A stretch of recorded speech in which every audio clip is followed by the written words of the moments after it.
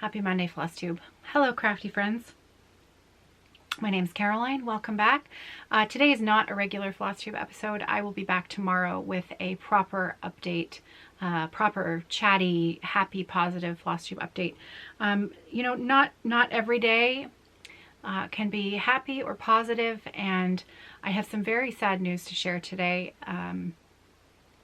that unfortunately involves the family who own and operate my local needlework shop.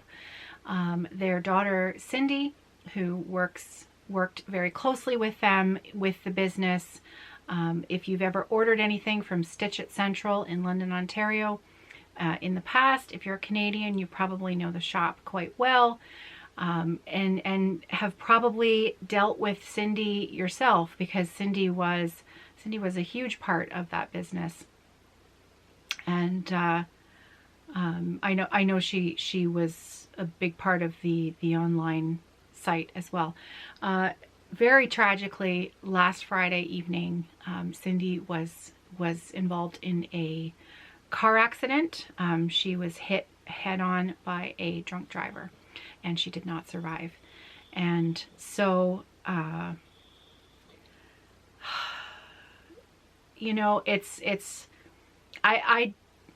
I do not know the family well. I of course have met everyone in the shop, Maria and Roy and their daughter Cindy. I've met them several times. Cindy was an amazing quilter. Everything in the shop, they also sold fabric as well. Anything in the shop that was made, bags, quilted bags, quilts that were hanging up were Cindy's handiwork. And I know she was a major part of the quilting community in London. She was only 35 years old, and she leaves behind a husband and four children.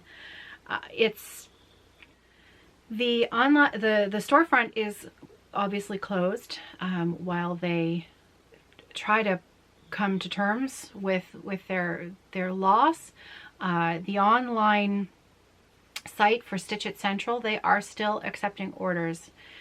So, I think that this evening I'll go on and I might order a few things, and if they come, they come, and if not, I'll consider it a donation to the shop, because I don't even know what to say. It's all just, I've thought of little else since Friday, since I found out on Saturday, when many of you know Miss Patty.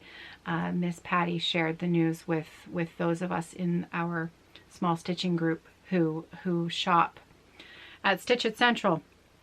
So I do know that there has been a GoFundMe page set up to support her husband, and to go in support of her husband and 4 children. I will leave a link in the drop down box below if you are so inclined to maybe drop a dollar in the hat or so. So the reason I just wanted to come on and say something was because I know a lot of Canadians have shopped at Stitch It Central, and you might even know Maria and Roy and Cindy far better than I do, and perhaps you hadn't heard local news coming out of London that this may have happened, and possibly are wondering why maybe an order from Stitch It Central might be taking a little longer to make its way to you.